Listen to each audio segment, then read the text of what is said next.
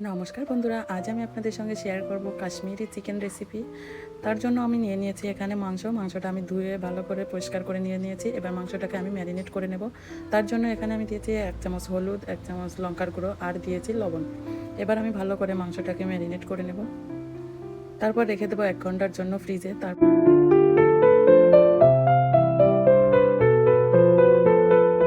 এখানে একটা কড়াই নিয়ে নিয়েছি। কড়াইতে একটু তেল দিয়ে আমি মাংসগুলোকে ভেজে নেব। উল্টে পাল্টে মাংসগুলোকে ভালো করে একটু লাল লাল করে ভেজে নেব।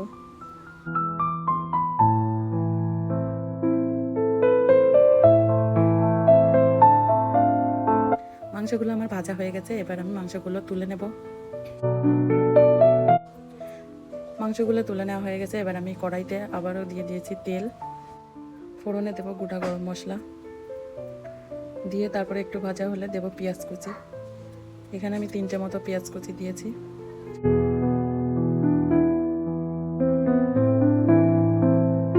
পেঁয়াজগুলো একটু নরম হয়ে আসলে আমি এখানে দিয়ে দেবো 1 চামচ আদা বাটা, 1 চামচ রসুন বাটা। মশলাগুলো দিয়ে আমি ভালো করে কষিয়ে নেব।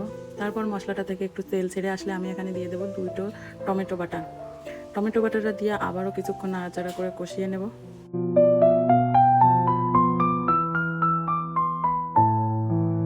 এবার আমি একে একে এখানে আমি গুঁড়ো মশলাগুলো অ্যাড করব। দিয়ে দিয়েছি 1 চামচ হলুদ, 1 চামচ কাশ্মীরি লঙ্কার গুঁড়ো আর দিয়েছি ধনে গুঁড়ো, জিরে গুঁড়ো, পরিমাণ মতো লবণ।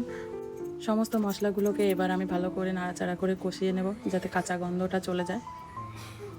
তারপর মশলাটা থেকে আবারও যখন একটু তেল ছেড়ে আসবে তখন আমি দিয়ে দেবো এখানে ফেটানো টক দই। তারপর টক দইটা দিয়ে গ্যাসটা লো করে দিয়ে আবারও কিছুক্ষণ নাড়াচাড়া করে এবার দিয়ে দেবো ভেজে রাখা মাংসগুলো। দিয়ে আবারও আমি মশলার সঙ্গে ভালো করে একটু মিশিয়ে নেব।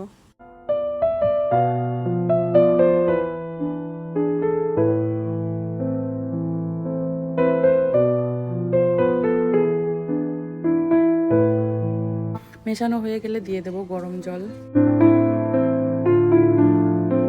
এখানে আমি গরম জল ব্যবহার করছি, তাহলে মাংসের টেস্টটা খুব ভালো আসে।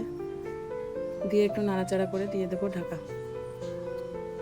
ঢাকা দিয়ে 20 মিনিট পর ঢাকনা খুলে এখানে দিয়ে দেবো গরম মশলা আর দেবো ধনেপাতা কুচি দিয়ে একটু নাড়াচাড়া করে আবারও আমি 2 মিনিটের জন্য একটু ঢাকা চাপা দিয়ে রাখবো।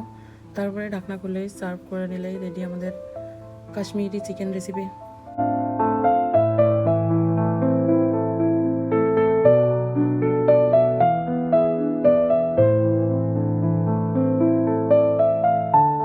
আমার ভিডিওটা যদি আপনাদের ভালো লাগে তাহলে লাইক কমেন্ট করবেন এবং বন্ধুদের সঙ্গে শেয়ার করবেন।